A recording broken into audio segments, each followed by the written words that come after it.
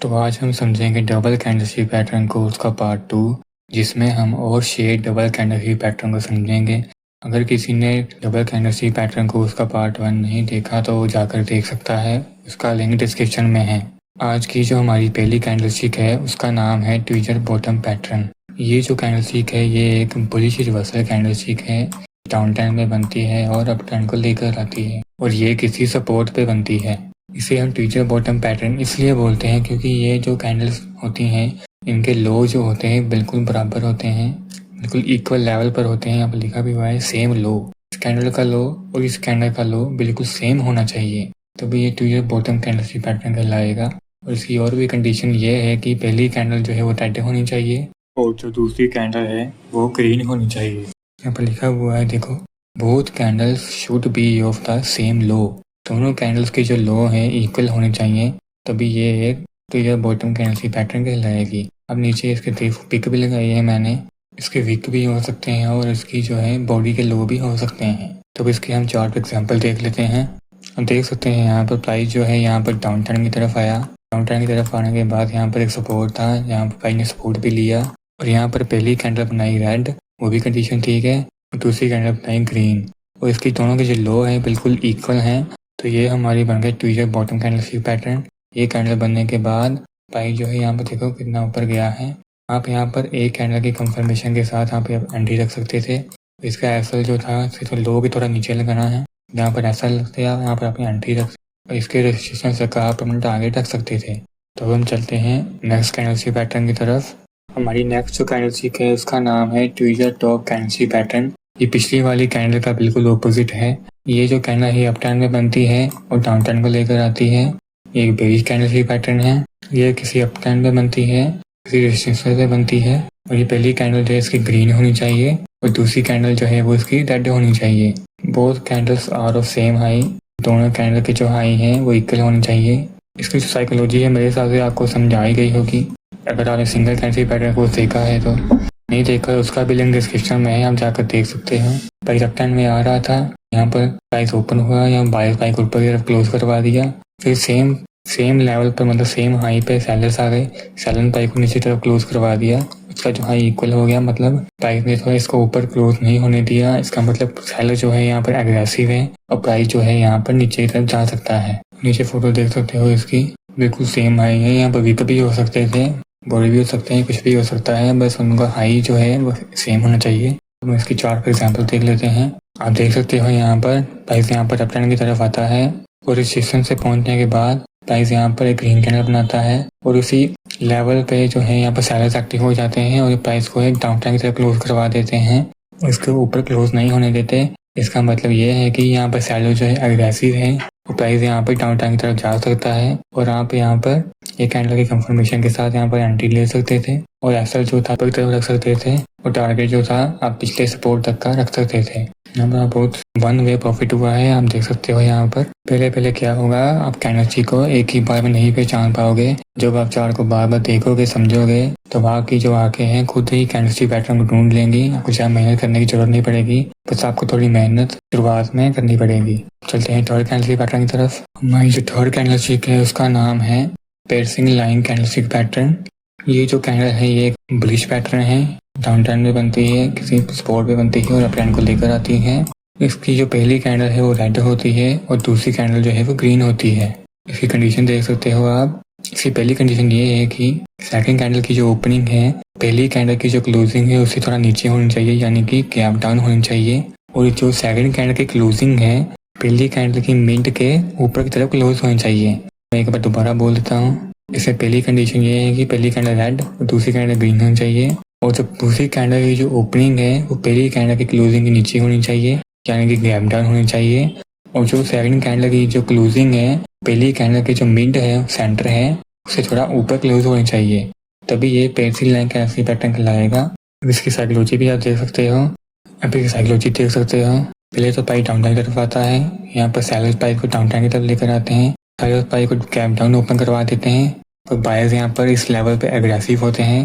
पहली कैंडल की जो मिड है उससे ऊपर क्लोज करवा देते हैं। इसका ये मतलब है कि बायर जो है इस लेवल पे बहुत एग्रेसिव है और यहाँ पर प्राइस ऊपर जा सकता है। अब इसके नीचे फोटो भी देख सकते हो। पहली कैंडल बेरिश कैंडल होनी चाहिए, दूसरी कैंडल जो है बुलिश होनी चाहिए। दूसरी कैंडल की जो क्लोजिंग है पहली कैंडल के 50% से थोड़ा ऊपर होनी चाहिए।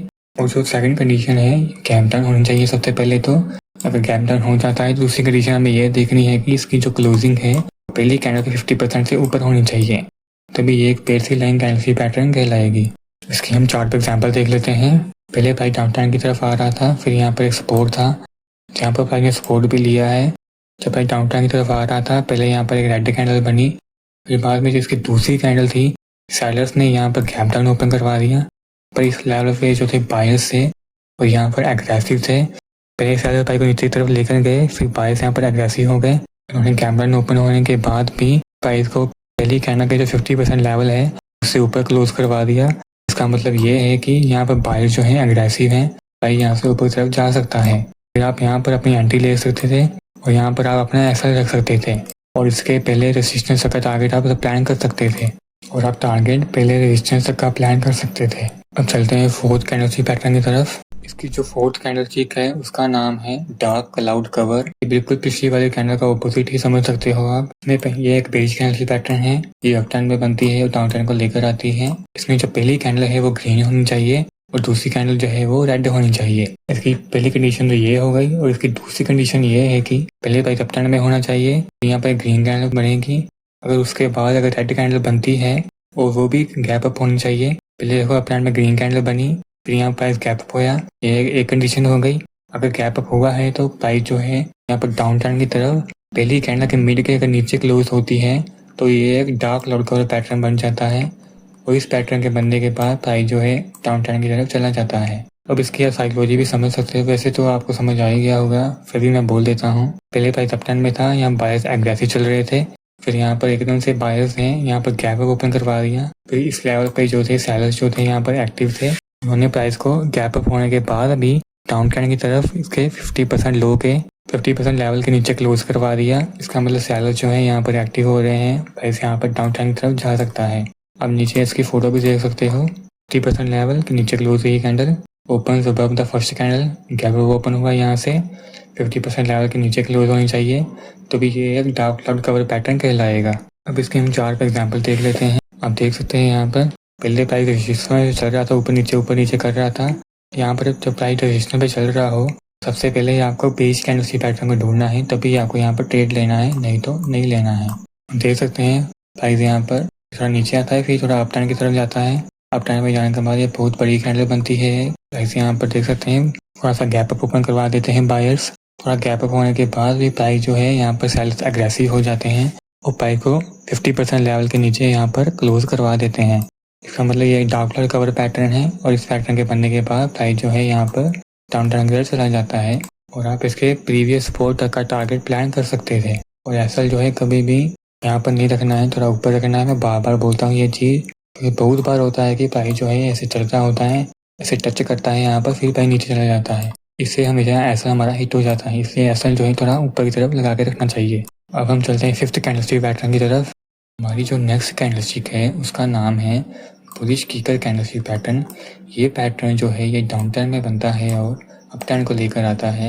ये किसी इंपॉर्टेंट लेवल या सपोर्ट पे बनता है। इसमें पहली कंडीशन तो ये है कि पहली कैंडल जो है रेड होनी चाहिए, दूसरी कैंडल जो है ग्रीन होनी चाहिए और तीसरी कंडीशन ये है कि भाई डाउन टर्न में होना चाहिए। डाउन टर्न में जब रेड कैंडल बनेगी, अगर उसके बाद थोड़ा गैप अप होता है, गैप थोड़ा नहीं थोड़ा ज़्यादा गैप अप होना चाहिए, फिर ही ये एक बुलिश किकर कैंडलस्टिक पैटर्न कहलाएगी। फिर जब गैप अप होता है, अगर ग्रीन कैंडल क्लोज हो जाती है ऊपर की तरफ, तो ये एक बुलिश किकर कैंडलस्टिक पैटर्न बन जाता है।